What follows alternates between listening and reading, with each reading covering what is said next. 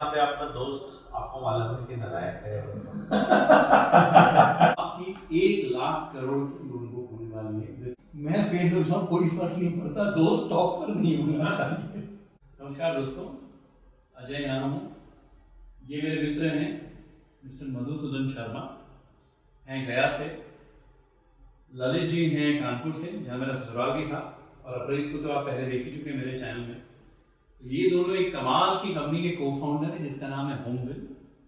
अगर आप लोगों को कभी होम लोन लेना है ना तो इनकी वेबसाइट पे जाइए। 24 घंटे में आपका लोन अप्रूव हो जाएगा और शायद 48 घंटे में शायद बैंक में पैसे भी आ जाए। Fastest turn around time probably India में अगर किसी ने होम लोन का प्लेटफॉर्म बनाया है वो इनकी कंपनी ने बनाया।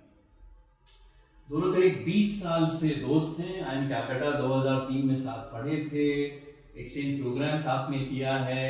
ये भागते बहुत ज़्यादा हैं, वो भागने की कोशिश करते हैं।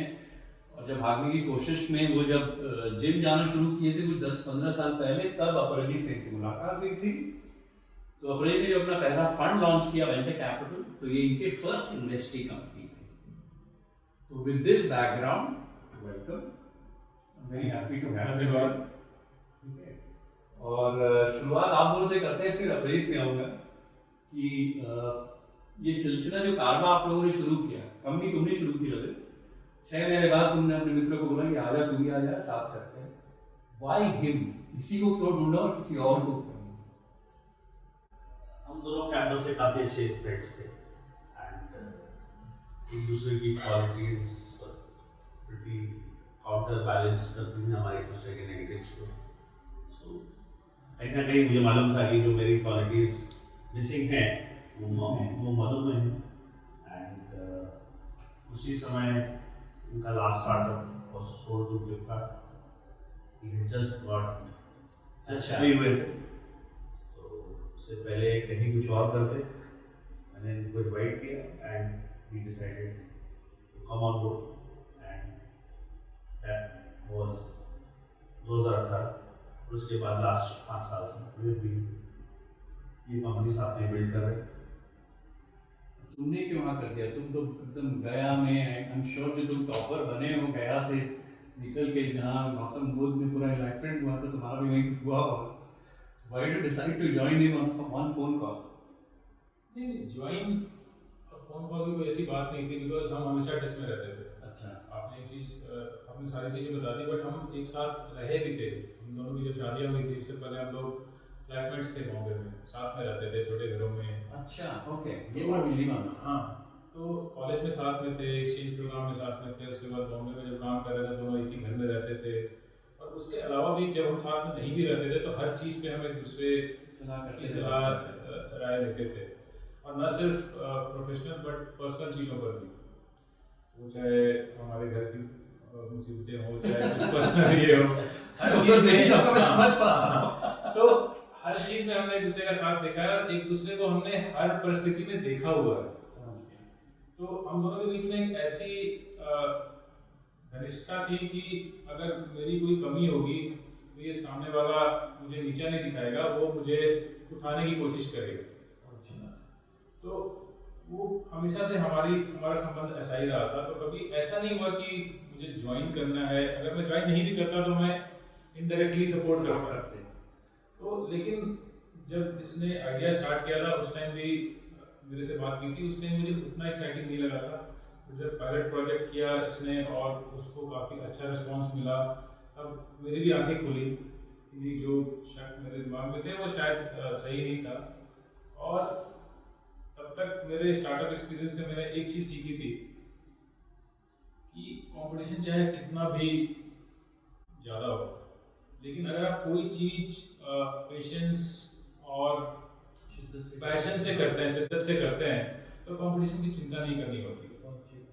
जैसे आप मूवीज़ में देखेंगे, हॉलीवुड और बॉलीवुड में हर साल हज़ारों मूवीज़ बनती हैं, लेकिन जेम्स कैमरॉन, नोलन और आशुतोष गोवारिकर ये 4-5 साल में एक सिनेमा बनाते हैं। आमिर खान, ये लोग, इनको कंपटीशन की चिंता नहीं होती है और ये अपना पूरा जी जान सब कुछ इसमें लगा देते हैं और आराम से करते हैं। उनको ये नहीं कि 4 साल तक मेरी रोटी कहाँ से आएगी या मेरा वो घर कैसे चलेगा, उनको उसकी परवाह नहीं होती है।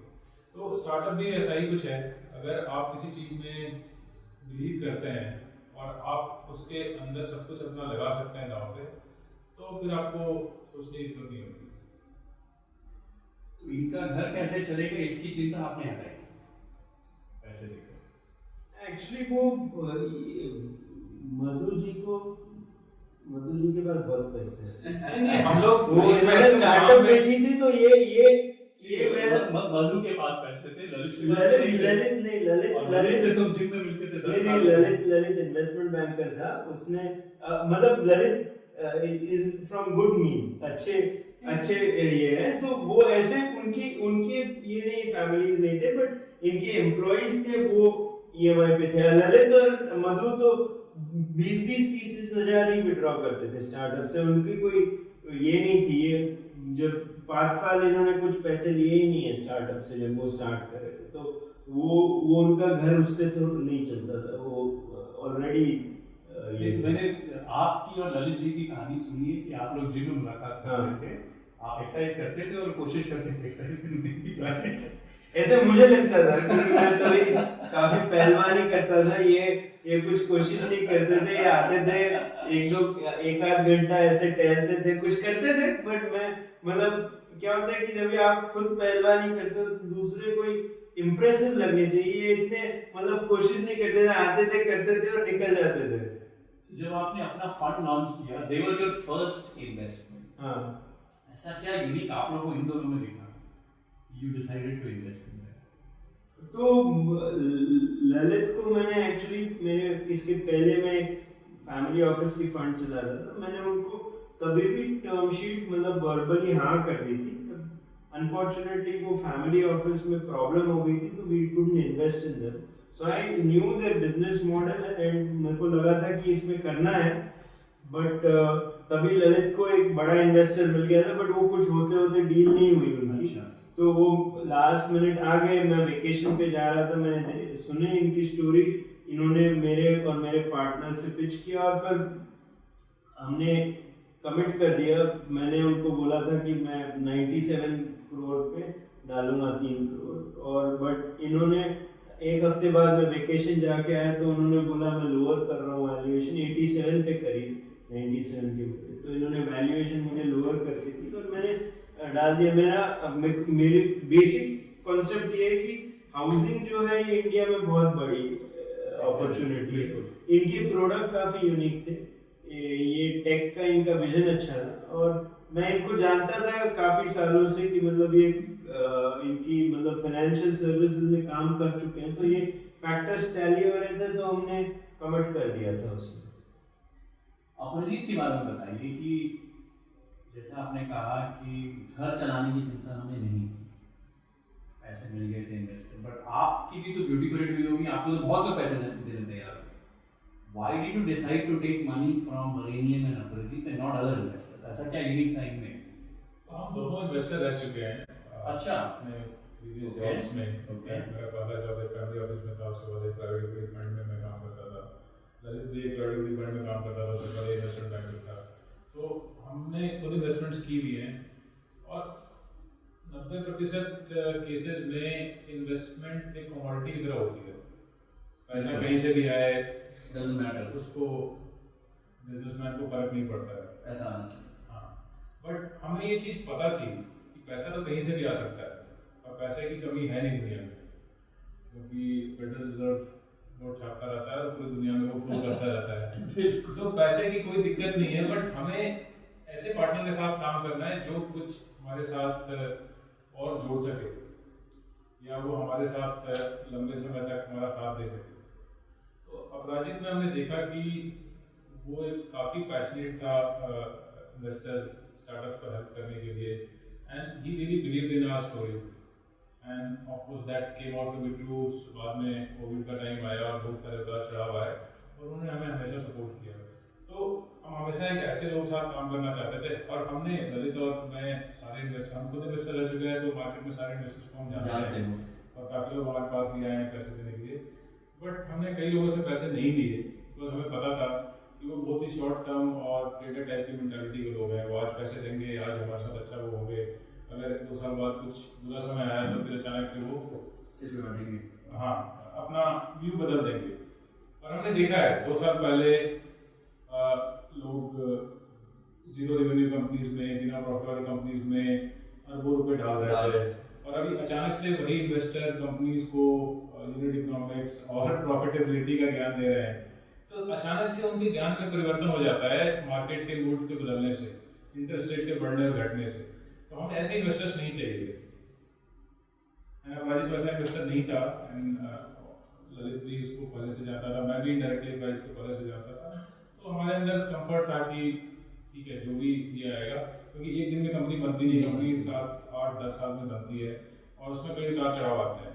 तो आपको ऐसे लोग चाहिए जो न सिर्फ पैसे दें आपको, लेकिन साथ में आपके रह सकें और उस पूरे जर्नी को आपके साथ निभा सकें। अब जरा हमें प्लेटफॉर्म के बारे में बताओ कि आप लोग ऐसा यूनिक क्या कर रहे हो जो बाकी लोग होम फाइनेंस में नहीं कर रहे हैं। मैंने जो आपका प्लेटफॉर्म देखा है, वाकई कमाल का प्लेटफॉर्म आपने बनाया है, बट मैं आप ही के मुंह से सुनना चाहूँगा कि ऐसा क्या कमाल कर दिया आपने कि इतनी जल्दी आप ग्रो कर रहे हैं और इन्वेस्टर्स को इतना मजा आ रहा है। हमने एक चीज रियलाइज की कि होम फाइनेंस में पिछले 20-30 सालों में कोई भी नया बदलाव या डिस्ट्रप्शन नहीं हुआ है इंडिया में, और बाकी ट्रेडिशनल इंडस्ट्रीज की तरह ये भी एक ओलिगोपोलिस्टिक इंडस्ट्री है जहाँ पे कुछ लोगों ने अपना वर्चस्व बनाया हुआ है, और काफ़ी एंट्री बैरियर्स छोटी कंपनीज के लिए काफ़ी हाई है। बिल्कुल। तो हमने सोचा कि अगर हम एक और छोटी कंपनी बनेंगे और बड़ी कंपनी से कम्पीट करने की कोशिश करेंगे तो उसी सागर में भंवर में कहीं होके रह जाएंगे। तो ललित ने एक ऐसा स्ट्रक्चर सोचा, ऐसा एक विजन सोचा, क्यों ना हम इन सारी छोटी कंपनीज को हेल्प करें ग्रो करने में, और बड़े कंपनीज को भी उस स्ट्रक्चर में पार्टनर बनाएं। तो बदले में कि हम कोई नई टीम बनाएं, नया स्ट्रक्चर बनाएं, एग्जिस्टिंग स्ट्रक्चर, एग्जिस्टिंग कंपनीज को ही हमने हेल्प करने के लिए एक नया टेक फ्रेमवर्क बनाया जिससे सब ग्रो कर सके और बड़ी कंपनीज भी छोटी कंपनी के साथ काम कर सके। तो ये एक नया बदलाव या इनोवेशन था जो मॉर्गेज इंडस्ट्री में या होम फाइनेंस में किसी ने सोचा नहीं था, और टू बी ऑनेस्ट ये ललित का ही विजन था जो इसने सोचा। मैं भी नहीं सोच पाया था इतने कॉम्प्लेक्स प्लेटफॉर्म के बारे में, ऑल्दो इम्प्लीमेंटेशन में और टेक्नोलॉजी इसमें मैंने और प्रसाद ने ललित की हेल्प की, बट जो सोच थी या जो विजन था वो ललित का था, और आज भी हम ललित पे रिलाई करते हैं कि कोई नई चीज़ या कुछ नया बदलाव लाने में वो ही भूमिका निभा पाएंगे। नहीं, but genuinely Lalit this product जो तुमने बनाया है कमाल का बनाया है। मैंने ऐसा पूरी दुनिया में बहुत जगह इन्वेस्ट किया, एजेंसी नहीं की है। Thank you very much. Specially जो तुमने जो मेटाफर दिया ना कि भंवर में छोटी कंपनियां भी फंस जाती है और बड़े लोग बड़े होते रहते हैं, तो इन्होंने जो यूनिक जो किया है कि आप अज्यूम करो कि छोटी छोटी कंपनियां हैं जो होम लोन देती है और बहुत बड़ी कंपनियां।